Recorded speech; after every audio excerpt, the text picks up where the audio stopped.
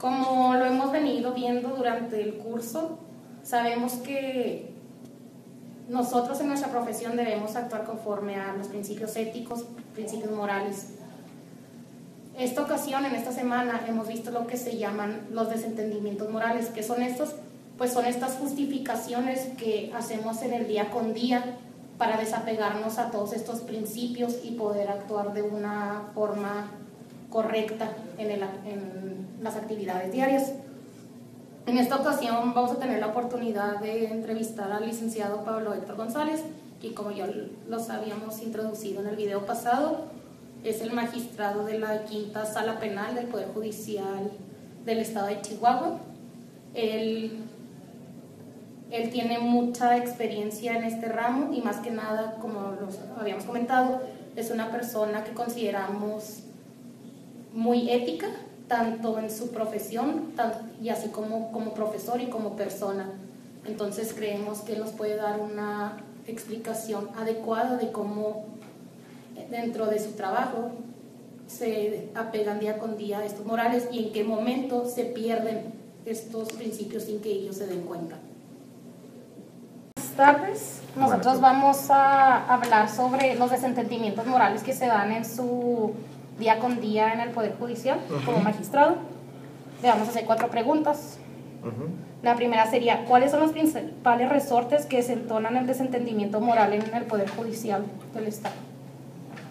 Yo diría que los principales resortes que aparecen en la práctica cotidiana de la función jurisdiccional tienen que ver, o son fundamentalmente los siguientes. Por un lado, la deshumanización de las víctimas, y es consecuencia de una dinámica procesal que es heredera, digamos, del expediente, ¿no? Donde lo que se revisan son papeles, no son personas que hablan, con las que el juzgador tiene contacto, sino al final del día uno revisa un expediente y eso, por supuesto, genera una distancia respecto de quienes sufren las consecuencias de un proceso penal y por lo tanto genera un fenómeno de deshumanización. Me parece que está muy presente. Y cuando vamos a la segunda instancia, pues la lejanía con la situación concreta aumenta y por lo tanto el riesgo de deshumanización también aumenta. Creo que también, sobre todo desde la óptica de la política criminal, se da un fenómeno de justificación moral que tiene que ver con un cálculo utilitarista en donde se asume que no importa que haya, digamos, violaciones al debido proceso, si el resultado es que haya condenas.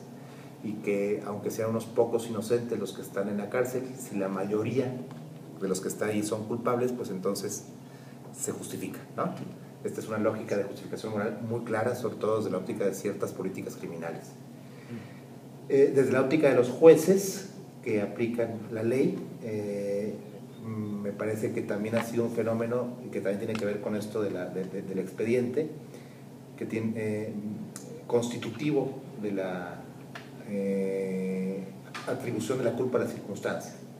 Es decir, y junto con una disolución de la responsabilidad. Me parece que la óptica del juez esclavo de la ley que dice, pues yo simplemente apliqué la ley y si usted no está conforme con mi decisión, pues como decía el Guti, no haga su cartita y mándela al Congreso y la culpa no es mía, la culpa es de la ley que está mal hecha, yo solo tengo que aplicarla, ¿no? Yo diría que esos son los 4 fenómenos más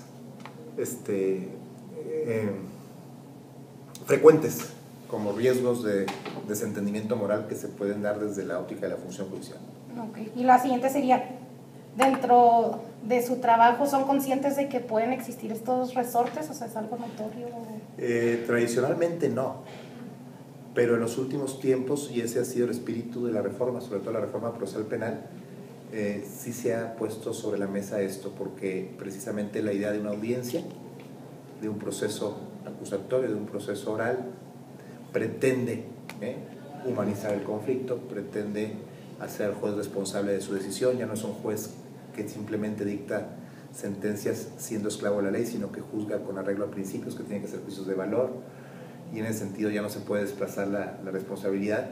Y todo este entorno de una metodología de audiencias también procura cuidar un debido proceso para evitar ese cálculo utilitarista de que me basta con que la mayoría de los culpables estén en la cárcel para pasar por alto que los porque unos cuantos inocentes también lo están, ¿no? Esa sería un poco la idea. Y me parece que el hilo conductor del discurso de la reforma tiene que ver con esto. Ok. Lo otro sería, ¿cuál considera que es uno de los efectos que trae para la institución que los colaboradores desatiendan moralmente estos compromisos laborales? Pues cuando uno lo ve en la metodología del expediente, en donde se vuelve rutina, ¿no? Y los asuntos se resuelven por rutina, pues entonces lo que se genera es injusticia, ¿no? Ese es el efecto principal por la tarea propia de un tribunal, ¿no? ¿Y por medio de qué vías considera que es posible abatir este desentendimiento moral? Yo creo que hay que tomarse en serio la audiencia, ¿no? Y hay que entender cuáles son los valores de una metodología de audiencias de cara a la corrección de estos fenómenos de desentendimiento moral en aras de una mejor justicia. Me parece que en este sentido la tarea de todos nosotros, los que nos dedicamos al estudio del derecho, pues es fundamental. Tenemos que ser capaces de transmitir por qué la audiencia tiene un valor. Y ese valor no solamente es jurídico, es un valor moral, ¿no? Bueno, pues sería todo por nuestra parte. Muchas gracias. Muchas gracias a ustedes. Bueno, de esta segunda entrevista con el licenciado Pablo Héctor Hernández, magistrado del Poder Judicial de la Federación aquí en el estado de Chihuahua, podemos encontrarnos realmente enriquecidos y pues aprovecharla al máximo. La pudimos aprovechar al máximo ya que sus conocimientos en diversos temas, en este caso específicamente en la ética, en el ámbito profesional que tiene un juzgador o un magistrado en este caso, en su labor cotidiana, en su trabajo, es de suma importancia. No, veíamos con anterioridad en la semana los resortes de la ética que existen y todas esas justificaciones de alguna manera morales que podemos tener como profesionistas en nuestro trabajo, al desenvolvernos en nuestro trabajo, y cómo al ponerlas en alguna manera en justificación podemos a lo mejor concluir que están dado por, o sea, que está correcto el hacerlo, o que no pasa nada, o no pasa mucho si actuamos de buena manera o de esa manera, ¿verdad? Entonces aquí el licenciado Pablo Héctor nos hace hincapié en esta entrevista en la humanización de las víctimas, en este caso en la humanización de las personas, en recordar que no solamente se está juzgando, o sea, un asunto, un conflicto, una controversia, se está juzgando en su caso particular, que es en el área penal, a una persona, y esa persona tiene gran importancia en la sociedad y repercute, esa sentencia va a repercutir en su vida y en la vida de los que están alrededor de esa persona. Es por eso que se necesita ver un poco de la realidad social, y ahora con la nueva reforma se puede ver a la víctima y se puede ver esa realidad social que existe con ella. Además también podemos ver, o sea, como él decía, o sea, a la víctima no solamente un trozo de papel o algo, sino que podemos ver, o sea, que esa persona va a tener que esa decisión va a tener una repercusión en la vida de esa persona. Bueno, como acabamos de escuchar al licenciado Pablo Héctor, nos dimos cuenta que dentro del ejercicio jurisdiccional, en este caso jurisdiccional, es muy frecuente los magistrados, las personas que estén ahí como juzgadores, pierdan a lo mejor estos principios éticos en cierto punto. ¿Por qué? Pues el hecho de que traten con víctimas que a lo mejor son los que le robaron al vecino o que secuestraron a un familiar o así. Entonces, ¿cuál es el papel del juzgador? Pues no perder el sentido que estás tratando con un humano, y por lo tanto te debes de sensibilizar y humanizar un poco y verlo como persona, no como víctima al quien le quieres poner una condena, como es lo dijo, que ahora dice que están reforzando todos estos desentendimientos morales, por así decirlo, en este caso con la nueva reforma penal, en la que se le da un poco más de peso a la audiencia, para que no veas a las personas, a las víctimas, como un criminal en el que solo conozco de él por papeleo, sino que los conozcamos al momento de juzgarlos y así poder actuar conforme a derecho. También dijo que es muy importante para nosotros no olvidar estos principios éticos, pues estamos en una carrera que probablemente pierdas un poco este hilo y corrompas tu actuar.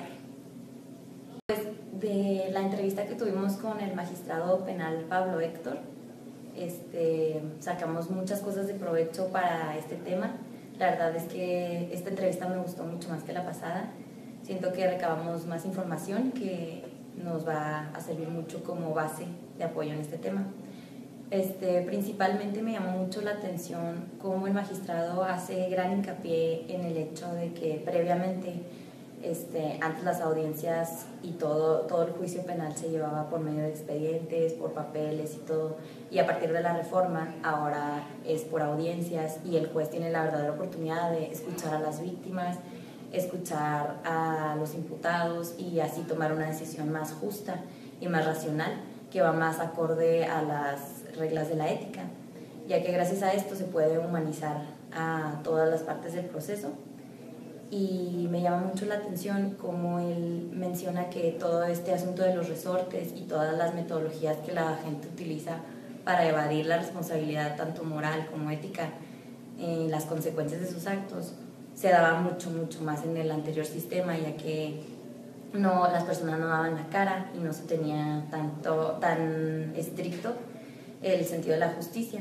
Y como se empezó a notar todo esto, empezó a salir a la luz todos estos resortes de los que hablan en el texto, fue que se instauró el nuevo sistema penal, el cual, pues, si bien no erradica completamente el problema, es un gran apoyo y es un gran avance en materia de justicia y de lograr una mayor humanización de las partes del proceso y así lograr, pues, el fin primordial, que es traer un bien común a todos y así lograr la justicia.